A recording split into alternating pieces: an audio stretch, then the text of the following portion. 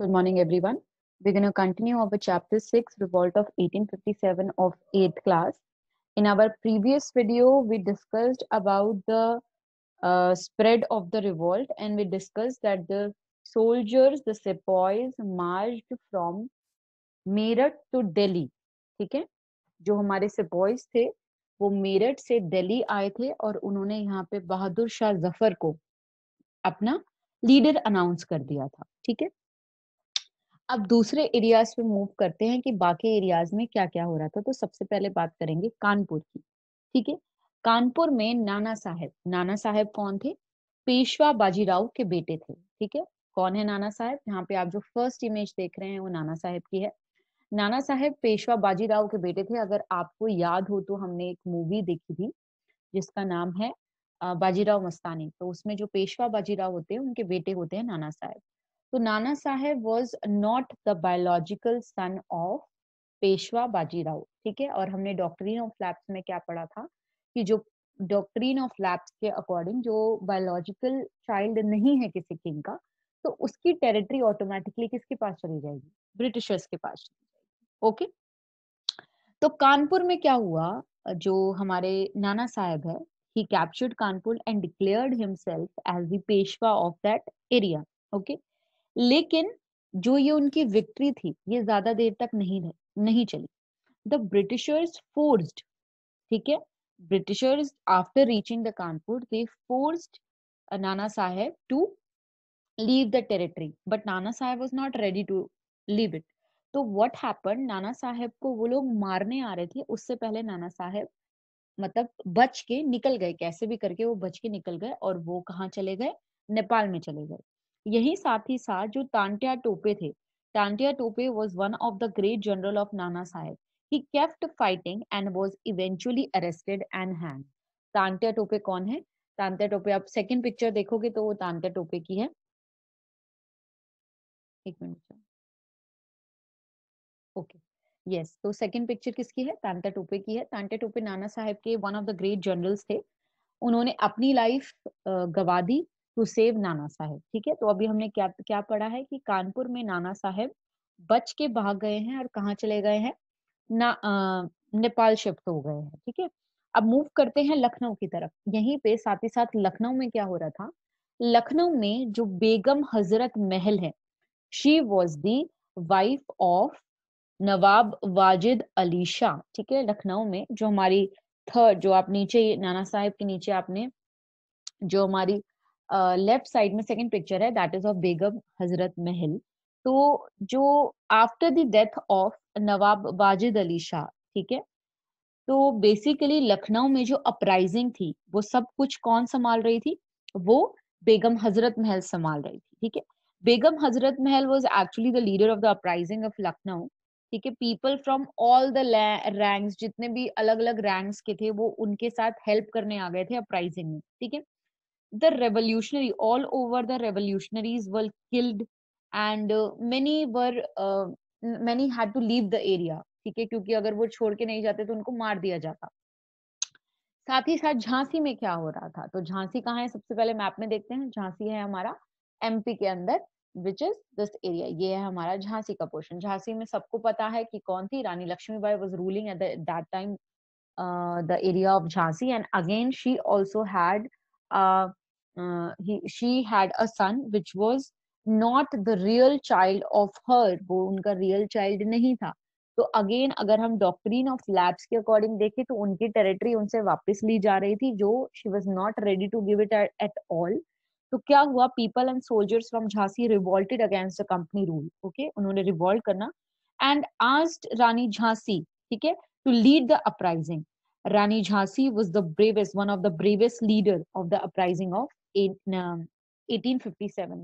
One of the great leaders में वो साबित हुई. लास्ट में रानी झांसी को इन्होंने मार दिया था, रानी लक्ष्मीबाई को मार दिया गया था. ठीक है, at the same time Bihar में Kanwar Singh was also gaining the more and more support of the farmers and he was leading the uprising in Bihar. So we have understood कि ऑल ओवर इंडिया जो हमारा नॉर्दर्न ऑलमोस्ट इंडिया है वो participate कर रहा है revolt of 1857 में. हमने डिस्कस करा मेरठ का, हमने डिस्कस करा दिल्ली का, हमने डिस्कस करा कानपुर का, हमने डिस्कस करा लखनऊ, झांसी और बिहार का। So moving on to the next topic is suppression of revolt.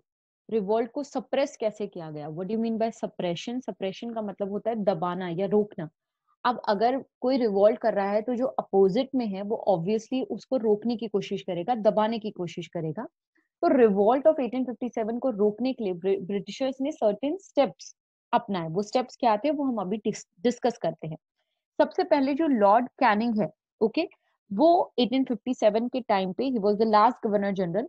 जब ये रिवॉल्ट एंड हुआ, ये हम लास्ट में देखेंगे, लास्ट टॉपिक है उसमें देखेंगे कि क्या क्या चेंजेस हुए आफ्टर रिवॉल्ट ऑफ 1857। तो जो लॉर्ड कैनिंग है उस टाइम के गवर्नर जनरल थे, ठीक है। उन्होंने बहुत इंपॉर्टेंट मेजर्स लिए ताकि वो रिवॉल्ट को सप्रेस कर सके, ठीक है। और जो इतना ज्यादा मोमेंटम हो रहा था, ज्यादा चेंजेस हो रहे थे, लोग भड़क रहे थे, उसको कैसे कैसे रोका जाए, कहाँ कहाँ पे कहाँ आर्मी लगानी है, कहाँ पे लोगों को शांत करना है, ठीक है, वो इस चीजों पे पूरा ध्यान दे रहे थे, ठीक है। तो उन्होंने क्या करा, सबसे पहले हेल्प ली। पहले तो आर्मी जो ब्रिटिश फोर्सेस हैं उसको डिफरेंट पार्ट्स में, he gather the British forces in different parts of the country, अलग अलग जगह पे ब्रिटिश फोर्सेस को लगा दिया गया। And he also took the help of Sikh regiment. Sikh regiment की हेल्प ली गई which was very loyal to the Britishers, ठीक है। इसी में हम अगला पॉइंट पढ़ेंगे कि जो लास्ट मुगल रूलर है जिसको हमने अभी पढ़ा था, बहादुर शाह जफर, जिसको जो लीडर्स है, जो हमारे सिपॉइज थे, उन्होंने अपना लीडर अनाउंस कर दिया गया था, उनको जेल हो गई थी, प्रिजन में डाल दिया गया, ठीक है। और कहाँ पे भेजा? रंगून भेज दिया गया, जहाँ पे उनकी डेथ हो गई नवंबर 1862। और उनके बच्चों को, जो उनके सन थे, उनको एग्जीक्यूट कर दिया गया दिल्ली में ही, ठीक है, सबके सामने, ताकि लोगों में डर हो कि अगर कोई हमारे अगेंस्ट जाएगा तो उनको एग्जीक्यूट कर दिया जाएगा, ठीक है। अदर लीडर्स जो रिवॉल्ट के थे, जो मैंने अभी आपके साथ डिस्कस किए थे, जो इंपॉर्टेंट लीडर्स थे, जैसे बहादुर शाह जफर को मार दिया गया, रानी लक्ष्मीबाई को भी मार दिया गया, तांत्या टोपे को भी मार दिया गया, ठीक है। जो हमारे और बाकी जो मेन लीडर्स थे, जैसे अगर हम बात करें नाना साहेब और बेगम हजरत महल की, इनको भागना पड़ा, छुप के भागना पड़ा नेपाल, ठीक है। और अपनी पूरी लाइफ इन्होंने बाद में नेपाल में ही स्पेंड करी, क्योंकि अगर इधर आते तो उनको मार दिया जाता, okay. The Britishers were able to capture Gwalior in June 1858। Sir Hugh Ross, a British military official, killed Rani Lakshmibai in a battle during the same time. Okay, और जो तांत्या टोपे था, he was managed to escape, but actually में बाद में उनको execute कर दिया गया था। तो रानी लक्ष्मीबाई को भी मार दिया गया है। तो इससे क्या हुआ, जो लड़ाई कर रहे थे वो धीरे धीरे क्या होने लग गए, शांत होने लग गए, रुकने लग गए। तो ये एक अलग अलग मेथड अपनाए गए ताकि रिवॉल्ट को सप्रेस किया जाए। और यही हम देखें कि जो हमारे और भी जैसे खान बहादुर खान थे, वो बरेली में लड़ रहे थे। कुंवर सिंह हमने अभी पढ़ा था कि बिहार में जगदीशपुर से लड़ रहे थे। इनको शांत करा दिया गया था, बोल दिया गया था कि अगर भाई तुम ज्यादा रिवॉल्ट के चक्कर में रहे तो तुमको भी मार दिया जाएगा, जैसे हमने बाकी लोगों को मार दिया गया है। तो इस तरीके से रिवॉल्ट को सप्रेस किया गया। तो अगर हम इन सब की बात कर रहे हैं, ये इतना ज्यादा आपने देखा कि रानी लक्ष्मीबाई को मार दिया गया, कुछ जो किंग्स है वो हमारे इलोप हो गए। इलोप मतलब होता है भाग जाना, छुप के भाग जाना, ठीक है। ये सब हुआ तो क्या आपको लगता है कि रिवॉल्ट सक्सेस हुआ? नहीं, इससे बिल्कुल हमें ये पता लगता है कि revolt was a failure, okay. तो फेलियर के रीजंस क्या क्या थे वो हम नेक्स्ट क्लास में डिस्कस करेंगे। लेकिन मैं कुछ आपको चीजें बताना चाहती हूँ कि जो रिवॉल्ट था, revolt of 1857 was the first major effort by the Indians. ये पहला एक ऐसा मेजर एक स्टेप लिया गया था by all over the Indian people to remove Britishers from the India.